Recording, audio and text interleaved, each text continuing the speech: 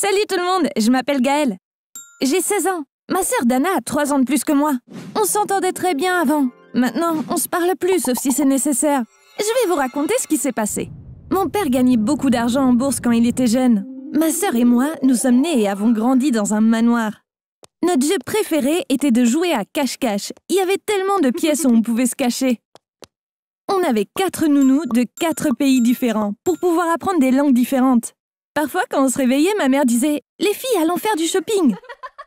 On allait à Londres en avion et on faisait du shopping toute la journée. Vous voyez, on avait une vie de rêve. L'année dernière, malheureusement, tout s'est terminé. Mon père était propriétaire d'une grande entreprise de centres commerciaux. Quand une crise a frappé le marché immobilier, il ne pouvait pas rembourser les prêts qu'il avait contractés auprès des banques. Les banques ont confisqué non seulement les biens de l'entreprise, mais aussi les biens personnels de mon père. Ils sont venus chez nous et ont emporté tous les meubles, les bijoux de ma mère, les peintures sur les murs et les voitures de luxe dans le garage. Au bout d'un moment, ils nous ont aussi chassés de la maison. Notre vie de rêve était terminée. On a emménagé dans un petit appartement. Mon père voulait nous parler le premier soir. Nous avons tout perdu. On va devoir construire une nouvelle vie à partir de rien. Mais ne vous inquiétez pas, je l'ai déjà une fois fait et j'étais seule. Cette fois, nous allons le faire ensemble, a-t-il dit. Ma mère et moi étions très émus. On a serré mon père dans nos bras, les larmes aux yeux. Mais ma sœur ne s'est pas jointe à nous. Elle lui a dit « Je ne peux pas vivre comme une pauvre. C'est à cause de toi qu'on est dans ce pétrin. Et c'est pour ça que je te déteste. » Mon père était vraiment choqué. Au début, il savait pas quoi dire. Puis, d'un air vraiment triste, il lui a dit « Tu as raison, tout est de ma faute.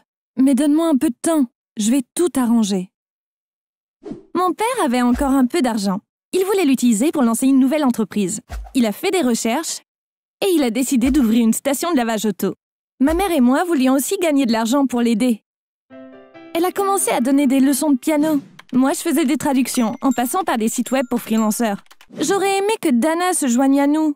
C'était le moment pour notre famille d'être solidaire. Mais elle n'a pas pu accepter le fait que le bon vieux temps était fini. Elle venait d'entrer à l'université. Elle prenait un bus qui l'y conduisait directement depuis chez nous. Mais elle se plaignait tout le temps. Un soir, elle a dit « Papa, je n'en peux plus.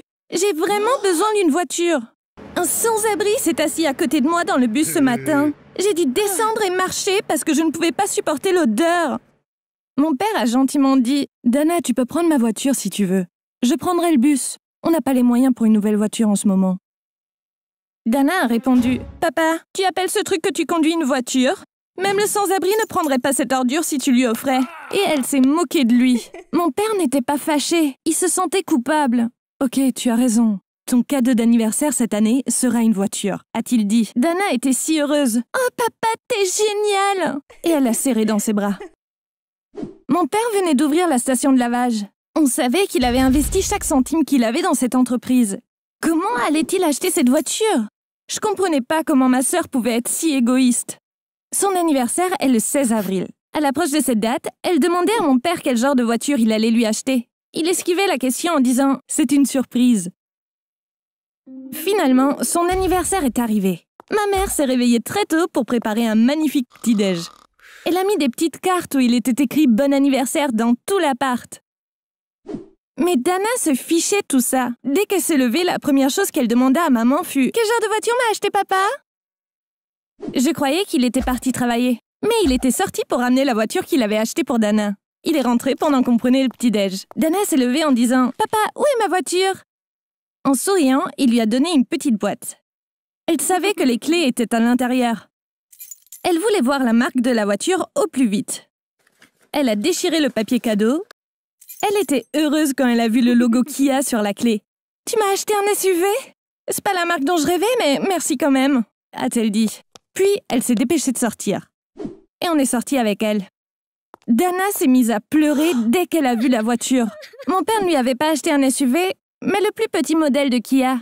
Je trouvais la voiture très mignonne. Mais ma sœur n'était pas de cet avis. Elle s'est tournée vers mon père. « C'est ça que je mérite? C'est quoi, un jouet ?» a-t-elle dit. Mon père était bouleversé. C'est tout ce que je pouvais me permettre. Conduis ça pour l'instant. On t'achètera celle que tu veux dès qu'on aura les moyens.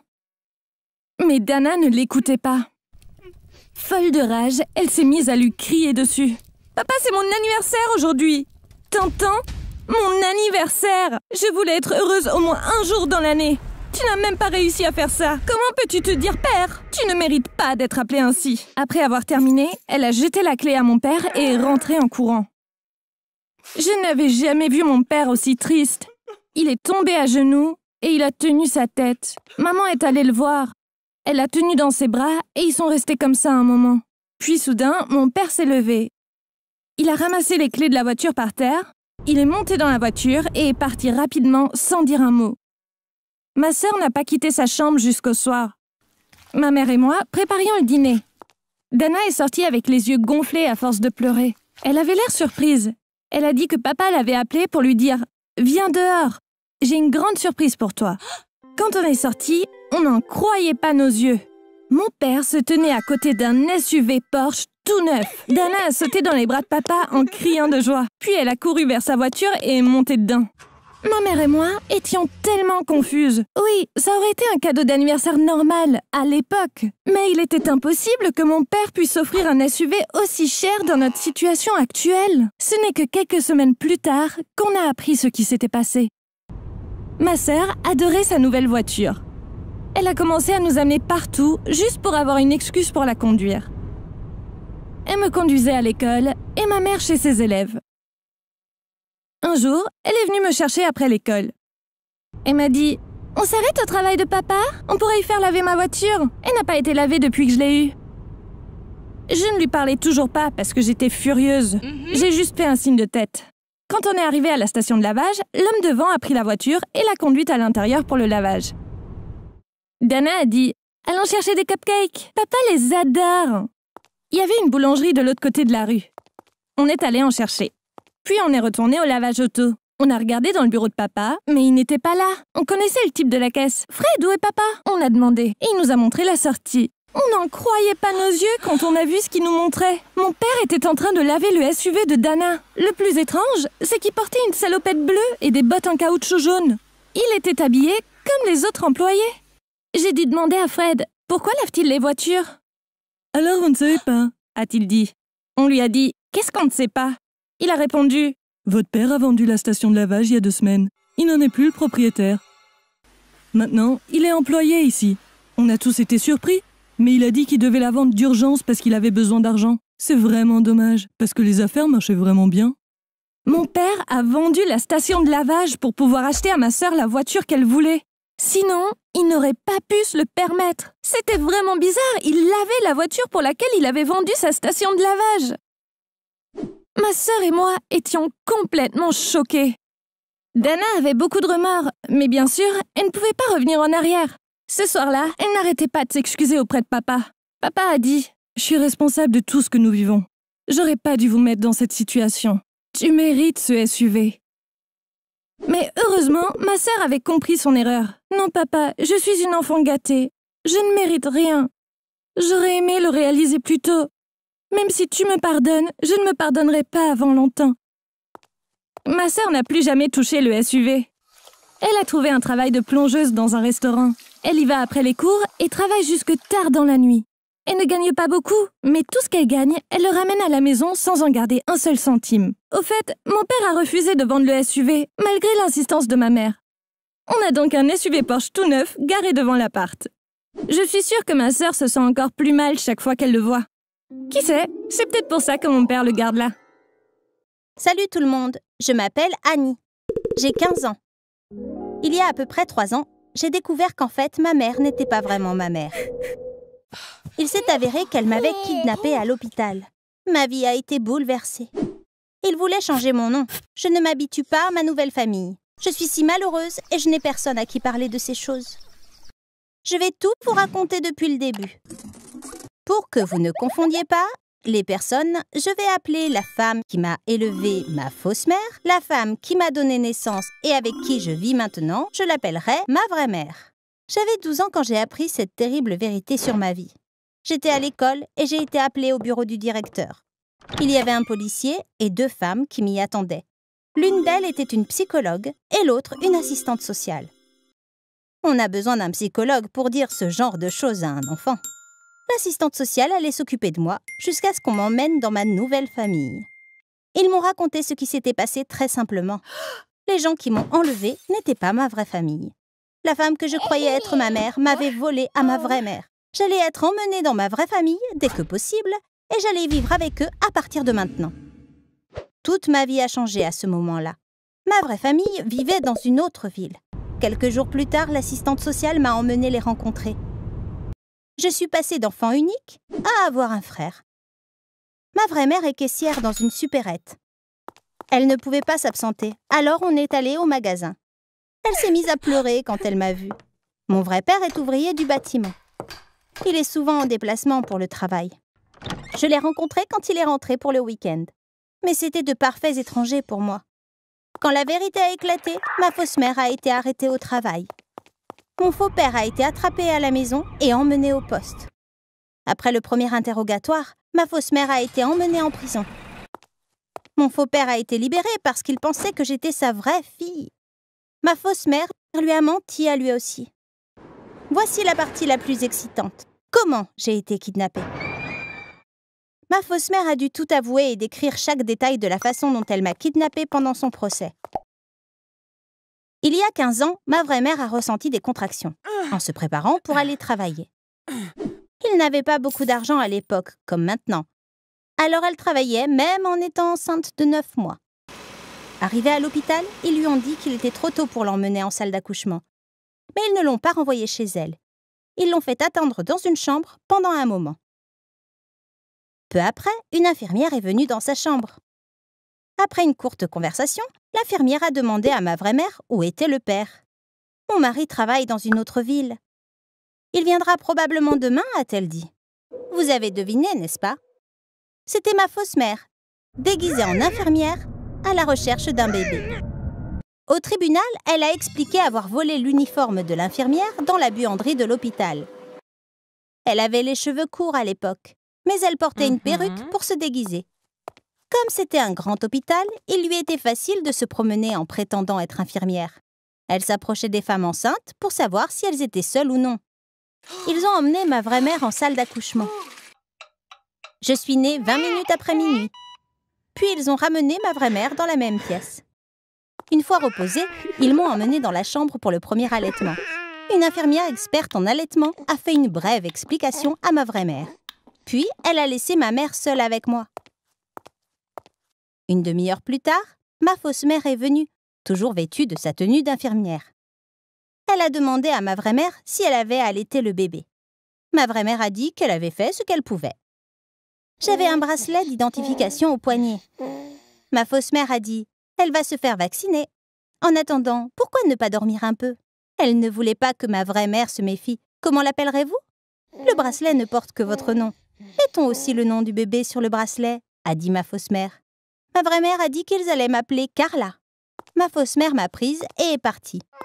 Elle avait caché un grand sac dans la salle de bain à proximité. Elle y est allée directement et m'a mise dans le sac, a jeté l'uniforme d'infirmière et la perruque, et est sortie de l'hôpital par la porte d'entrée. Je me suis mise à pleurer et à crier. Elle pensait attirer l'attention en prenant un taxi ou un bus. Alors elle a marché jusqu'à chez elle, ce qui a pris environ 5 ou 6 heures. Alors pourquoi ma fausse mère a-t-elle fait ça? Même si ça ne l'excuse pas, il y a une histoire tragique derrière ce qu'elle a fait. Ma fausse mère et mon faux père ne s'entendaient pas à l'époque. Mon faux père voulait divorcer. Ma fausse mère est tombée enceinte sans le vouloir, seulement pour sauver son mariage. Elle pensait que son mari ne la laisserait pas seule avec un bébé. Il s'est avéré qu'il l'a quand même quittée. Mais à cause de sa grossesse, il n'a pas demandé le divorce. Alors elle s'est réjouie, pensant, quand le bébé sera né, et qu'il le verra et le tiendra dans ses bras, il fondra et reviendra à la maison. Elle est allée à l'hôpital dès qu'elle a senti des contractions, mais le médecin a dit que le bébé n'était plus en vie. Elle était dévastée car elle avait le sentiment d'avoir perdu non seulement son bébé, mais aussi son mari. Dans cet état d'esprit, elle a imaginé le plan sournois de voler le bébé de quelqu'un d'autre et d'en faire le sien. Elle savait qu'elle ne pouvait pas le faire dans le même hôpital parce qu'il était trop petit. Au bout d'un moment, elle a commencé à visiter le plus grand hôpital de la ville, où elle m'a volé. Après m'avoir ramenée à la maison, elle a attendu quelques jours avant d'en parler. Finalement, elle a dit à sa mère, ma fausse grand-mère, puis à son mari, mon faux père, qu'elle avait accouché. De toute évidence, personne ne pensait que j'aurais pu être un bébé volé. Quand mon faux père m'a vue, il m'a tout de suite aimée. Et il est rentré à la maison et s'est remis avec ma fausse mère le lendemain. Je suis sûre que vous êtes curieux, même si mes sentiments sont mitigés. Je les aime, tous les deux. Ce sont eux qui m'ont élevée, m'ont donné le meilleur de tout et m'ont fait me sentir aimée tout le temps. Ma fausse mère est directrice des relations publiques et mon faux père est ingénieur. Tout allait très bien financièrement. On avait une belle maison et j'allais aller dans une super école privée. Mais le plus important, on était une famille heureuse. Nous avons de si beaux souvenirs ensemble. Mon faux père et ma fausse mère sont des personnes géniales. Ils me manquent tellement, ainsi que l'ancien temps. Ma vraie mère n'est pas à blâmer, bien sûr. Quelqu'un lui a volé son bébé. Elle a dû vivre avec cette douleur des années. Mais même si elle est ma vraie mère, elle reste une inconnue pour moi. J'essaie d'être gentille avec elle, mais je ne peux pas dire qu'on s'entend très bien. Quand on a commencé à vivre ensemble, elle m'appelait par le nom qu'elle m'avait donné. « Bonjour Carla !»« Comment ça va Carla ?»« Qu'est-ce que tu veux manger Carla ?» Au début, je ne disais rien. Mais je m'appelle Annie. J'aime mon nom et je ne veux absolument pas le changer. Finalement, j'ai dû le lui dire. J'ai dit « Je te comprends, mais je ne pense pas pouvoir m'habituer à un autre nom. » Elle était vraiment triste. « Je ne veux pas t'appeler par le nom qu'un kidnappeur t'a donné. »« Qu'allons-nous faire ?» demanda-t-elle. Elle avait raison. C'était encore un autre problème sans solution. On vit ensemble depuis 3 ans maintenant. Mon frère et mon vrai père m'appellent Annie. Mais ma vraie mère ne peut m'appeler que chérie ou mon cœur. Elle évite de dire mon nom. J'ai l'impression que nous venons de mondes différents. On est si différents que quand j'ai appris à les connaître, je ne pensais pas pouvoir être leur enfant. Mais ils avaient fait un test ADN pour le tribunal, qui a prouvé qu'ils sont en fait mes vrais parents. Attendez, je ne pense pas vous avoir dit comment tout ça s'est su. Cette partie de l'histoire est aussi un peu tragique. C'est la propre mère de ma fausse mère qui a dit la vérité à la police. Ma fausse mère et sa mère ne se sont jamais entendues. Honnêtement, je ne l'aime pas vraiment. Elle a toujours été sournoise. Un jour, quand j'étais bébé, elle est venue me voir et est tombée sur le bracelet d'identification de l'hôpital. Il y avait le nom de ma vraie mère dessus. Elle a trouvé ça suspect, mais n'a rien dit à l'époque. Elle est allée à l'hôpital et a fait des recherches pour savoir ce qui s'était passé. C'est ainsi qu'elle a appris que ma fausse mère avait perdu son bébé. Elle est si méchante qu'elle a gardé ça pour elle tout ce temps pour l'utiliser contre ma fausse mère. Ma fausse grand-mère était en maison de retraite depuis un certain temps et elle n'en était pas contente. Quand ma fausse mère est allée la voir, elle a dit qu'elle détestait cet endroit et lui a dit qu'elle voulait vivre avec elle.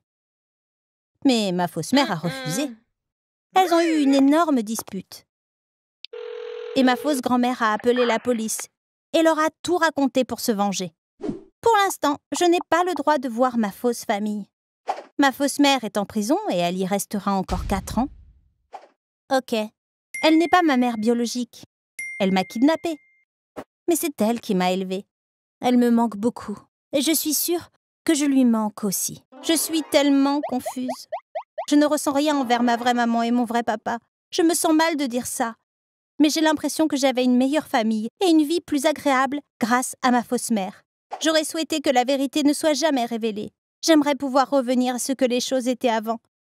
Mais je ne peux rien y faire. Je dois me concentrer sur mon avenir. J'attends d'avoir 18 ans. Je vais quitter ma vraie famille dès que je le pourrai. Je veux absolument retourner vivre avec ma fausse mère quand elle sortira de prison, coûte que coûte. Je n'accepterai rien d'autre. Je l'ai appelée ma fausse mère, mais je ne la considère pas comme telle. Pour moi, elle est ma vraie mère et je suis sa seule et unique fille. Merci beaucoup d'avoir écouté mon histoire. Si vous voulez partager votre propre histoire, envoyez-la à l'adresse mail indiquée dans la barre de description. Bye bye!